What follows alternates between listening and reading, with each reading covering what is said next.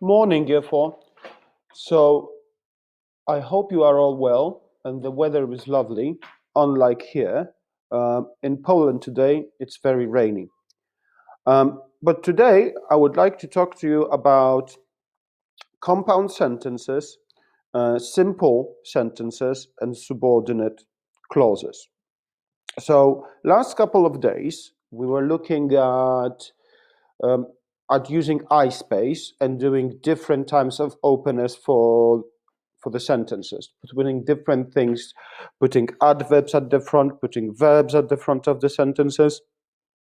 And I think that we still need to practice some of the sentence types so we're confident to apply them in the story. So today we're only going to practice using compound sentences and turning simple sentences into compound sentences beginning with a subordinate clause.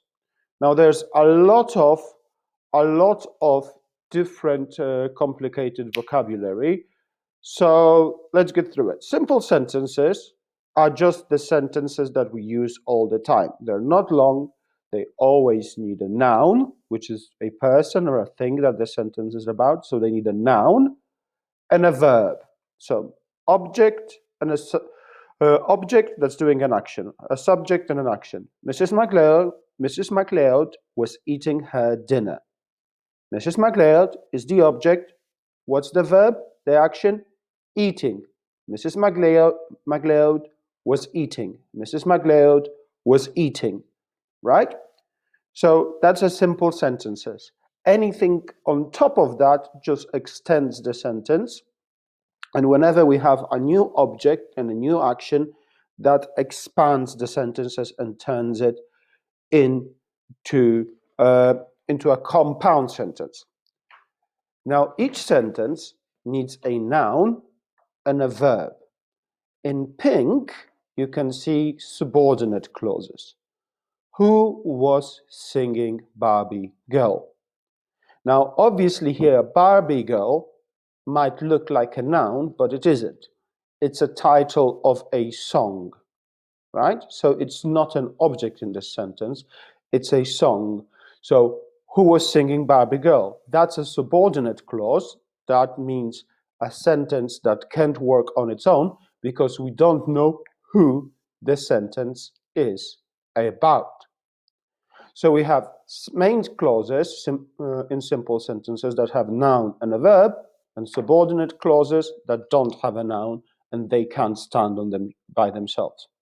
So obviously, what you could do over here is you could have a sentence, Mrs. MacLeod was eating her dinner. And that's a fine sentence. Mrs. MacLeod was eating her dinner, and I could rewrite it, and I want to add that information that she was singing Barbie Girl. So I could add it, a comma, singing Barbie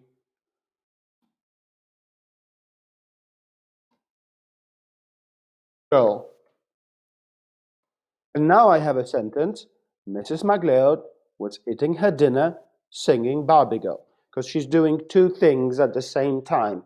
She's eating her dinner and singing Barbie Girl. So Mrs. MacLeod was eating her dinner singing Barbie Girl. Now, those of you who are saying at home, ooh, Mr. Koza, but you forgot to add who? Yeah, or was. I can add was. Mrs. MacLeod was eating her dinner, was singing Barbie Girl. Now, I don't really need that was. It sounds better without it, doesn't it? Mrs. MacLeod was eating her dinner, singing Barbie Girl. Now, that's one way of rewriting it. And I'm just going to highlight it and change the color so it matches the grid. And that sentence makes sense, and that's one way of rewriting it. Now, what are you going to do today is you're going to put subordinate clauses at the front of the sentence. We're going to do a compound sentence, that means a sentence that's made out of two phrases, by putting the subordinate clause, subordinate phrase at the beginning of the sentence. So you're going to put the subordinate clause at the front of the sentence. This is how we're going to do it. And I'm just going to do copy and paste. Singing Barbie Girl.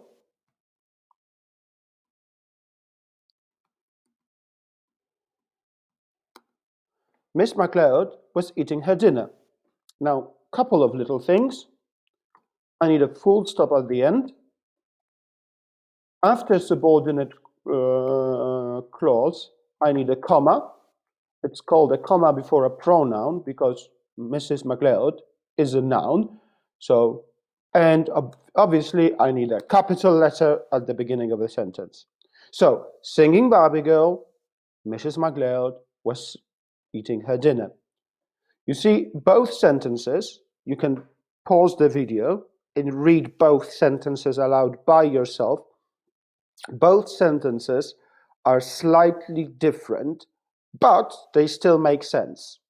And this is what I would like you to do. We're going to connect a simple sentence and a subordinate clause into a compound sentence with a subordinate clause, the pink phrase, at the beginning, right? So let's go to a second example, and we might do two more before I finish the video. And then you're going to have a quiz that you have to do at home independently. So, the dinosaur was chasing the boy. You can read it at home for me, please. 3, 2, 1. Well done, Shaquille. Can you do it one more time? Thank you. So the dinosaur was chasing the boy. That's my simple sentence. Subordinate clause, who had spit dribbling down his chin. 3, 2, 1, everyone. Well done. Who had spit dribbling down his chin. So what are we going to do is we're going to take, you see I can't even copy and paste it, so I have to type it. The dinosaur was chasing the boy, right? And I can put a full stop over here. Who had spit dribbling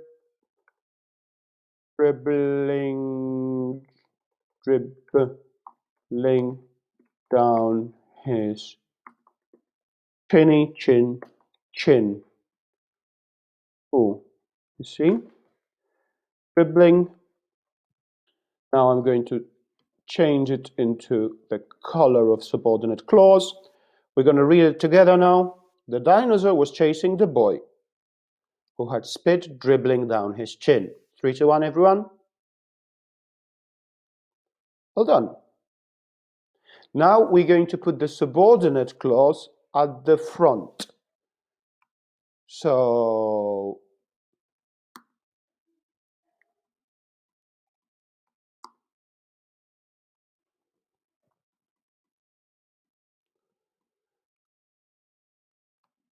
copy and paste. Now look how I'm changing the sentence. Who had spit dribbling down his chin? The dinosaur was chasing the boy. Doesn't exactly work, does it? I don't need this part, so now let's read it.